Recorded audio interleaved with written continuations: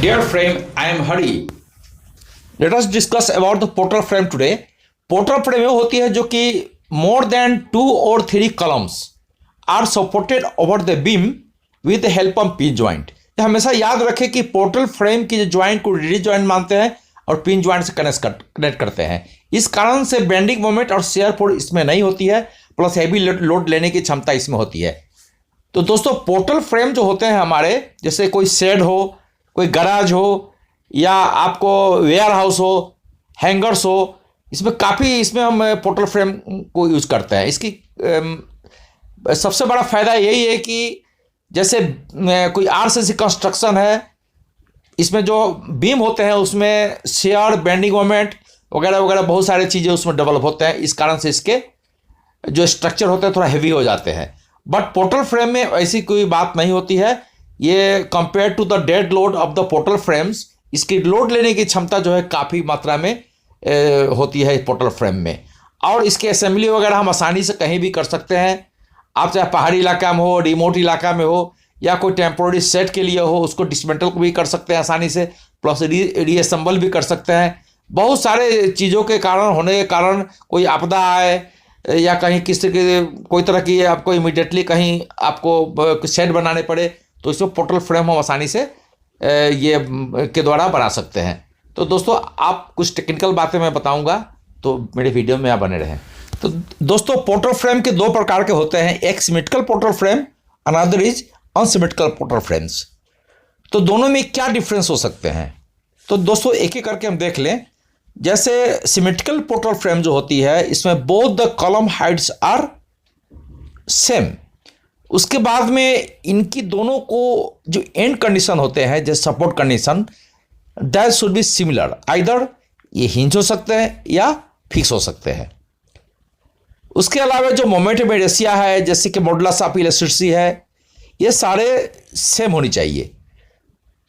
तो इन सब चीज़ों का क्या फ़ायदा होता है कि एनालिसिस में हमें काफ़ी सुविधा हो जाती है। हम क्विकली एनालिसिस कर सकते हैं, प्लस इनके जो बेंडिंग मोमेंट डायग्राम होते हैं ये भी बिल्कुल एक्सिस एंड वाई एक्सिस के दोनों पे ही ये सिमेट्रिकल होते हैं। तो दोस्तों इस पर हम चर्चा एक न्यूमेरिकल लेकर के आपको बताएंगे कि सिमेट्रिकल क्या होता है और अनसिमेट्रिकल पोर्टल क्या होता है। उसमें न्यूमेरिकल के साथ जब बताएंगे तो सारी चीज़ें आपको उसमें क्लियर हो जाएंगी। अब आगे देखिए कि अनसिमेट्रिकल पोर्टल फ्रेम क्या होती है।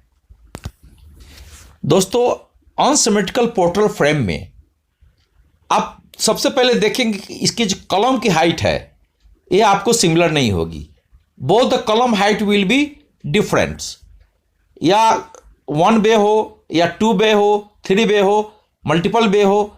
इसमें देखेंगे कि मान लिया कि 2 कॉलम की सपोर्ट बराबर है, बराबर हाइट की है, बट थर्ड कुछ अलग हाइट की है, कुछ ऊपर है, कुछ मान लिया 1 का 4 मीटर है तो 1 का 3 मीटर है। तो इस तरह यदि कॉलम की हाइट डिफरेंट होती है तो भी वो अनसिमेट्रिकल में आएगी। प्लस हम देखेंगे कि कॉलम की जो सपोर्ट कंडीशन है में भी वेरी, एक में हिंज है तो दूसरे में फिक्स है, एक में रोलर है तो दूसरे में आपका हिंज है। तो इस तरह से बिल्कुल अलग तरह से आपको कंडीशन अलग अलग रहेगी।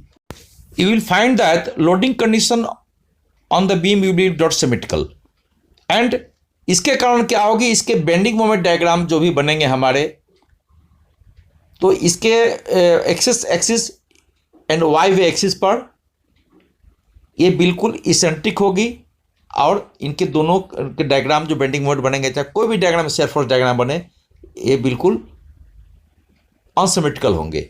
और इसके एनालिसिस में विशेष ध्यान देने पड़ते हैं, और इसकी एनालिसिस थोड़ी सी लंबी होती है।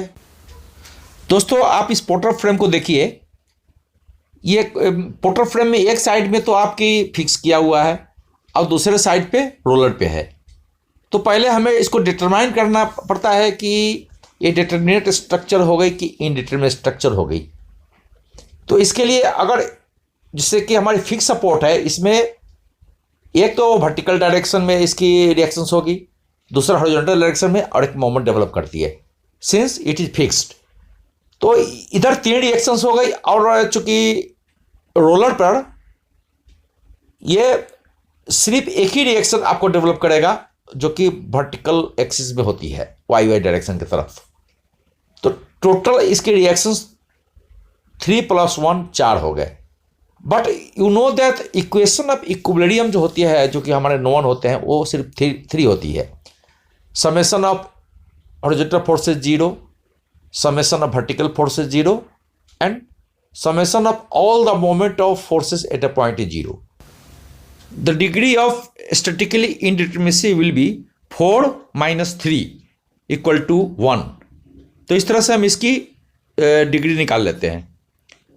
तो दोस्तों, यदि आप इस मेरे चैनल में नए हैं तो कृपया अपना लाइक एंड कमेंट्स प्लस एक सब्सक्रिप्शन जरूर डैश कर दे, ताकि सभी आने वाला वीडियो आपके टाइमली मिल जाए। Thank you very much.